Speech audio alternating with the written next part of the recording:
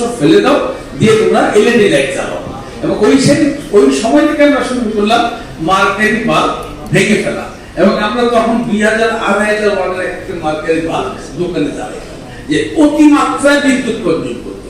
সেখান থেকে এখন আমরা 5 ওয়ার্ডে অথবা 7 ওয়ার্ডে আমরা এলইডি লাইট ব্যবহার করি।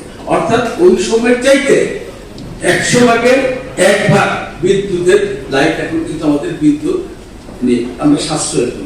ওই সাশ্রয় আজকে মাননীয় মন্ত্রী বলতে এখানে আছেন, 3 জন মন্ত্রী এখানে আছেন, আমি গ্যারান্টি দিয়ে বলছি বাংলাদেশে একটা দোকান পাবেন না যেখানে মার্কারি বাল্ব ব্যবহার করে। আমরা প্রত্যেকটা দোকানে আমরা কিন্তু এলইডি বাল্বের ব্যবস্থা করেছি। তাতে আমাদের ক্ষতি হয়েছে। একটা মার্কারি বাল্ব তখন আমরা কিনতাম প্রায় 1500, 2000, 8000, 3000 টাকা দিয়ে। আমরা কিন্তু সেই বাল্বগুলো আজকে সারা বাংলাদেশে এক পিসও পাবেন না। সেটা কিন্তু ওনার হাত ধরে আমরা সেই কাজটি করেছিলাম।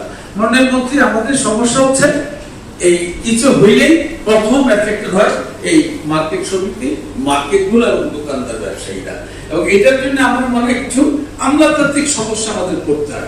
এই কারণে আপনি যদি এভাবে খেয়াল করেন, একটা মার্কেট আমি বিদ্যুৎ বিল দেয়, আমার পঞ্চগড়ের একটা মার্কেটে বিদ্যুৎ বিল দেয় 20,000, 22,000, 25,000 টাকা। আর ঢাকা শহরে একটা বিল্ডিং এর বিল দেয় আপনার 8 লক্ষ, 10 লক্ষ, 20 লক্ষ টাকা। ওইগুলো খুঁজে আমাদের বের করা দরকার। এবং আরবি কে বলেন, ডিপিটিসি কে বলেন, ডেস্কো কে বলেন, এবং আপনার এই যে অন্যান্য যে সংস্থাগুলো আছে তাদেরকে বলেন, তারা আপনাকে একটা চার্ট দেয় আসলে কারা বেশি বিদ্যুৎ খরচ করছে। এখানে দোষটা হচ্ছে ব্যবসায়ী, ওই মার্কেটটা সবার চোখে পড়ে। আমরা আবারও বলছি, মার্কেটের বিল দেখবেন কম্পারেটিভলি ঢাকা শহরের অনেক বাড়ি, অনেক প্রতিষ্ঠানের চাইতে অনেক বিল কম আসে। বাট কি হলো, মার্কেটগুলো বন্ধ করে দিতে হবে। আমরা ইতিমধ্যে মাননীয় প্রধানমন্ত্রী বলেছেন, মন্ত্রী বলছেন, সবাই সিদ্ধান্ত নিয়েছেন আমরা যাতে সন্ধ্যা 6টা পর্যন্ত দোকান মার্কেট পরিচালনা করি। প্রশ্ন হচ্ছে আমরা করবো, মাননীয় প্রধানমন্ত্রী বলেছেন এই ব্যাপারে আমাদের কোনো আপত্তি নাই। তবে সমস্যাগুলো শুধু বলি। 1 নম্বর সমস্যা হচ্ছে, আমরা যখন সন্ধ্যা 6টা দোকানপাট বন্ধ করে, সারা দেশের ব্যবসায়ীরা আছেন, আমার মাগরিবের নামাজ হচ্ছে এখন 6:30, এইটা পর্যায়ক্রমে 7:45 হয়ে যাবে।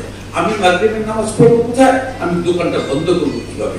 সেই ক্ষেত্রে বিষয়টা পুনর্বিবেচনা করার জন্য আমি অনুরোধ করবো।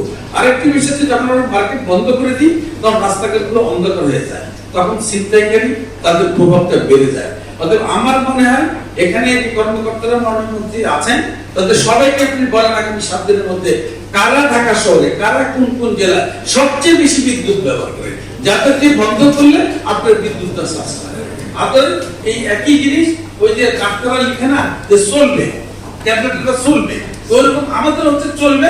কিছু হইলে এই পর্যন্ত একবার না, আমরা বহুবার মার্কেট কমিটিগুলো, দোকান ব্যবসায়ীরা আমাদের দোকান বন্ধ করতেছে। সেই 1 থেকে শুরু করেন, তার আগে শুরু করেন, আমাদের কিন্তু এটা প্রথম আমরা ক্ষতিগ্রস্ত হই। তারপরে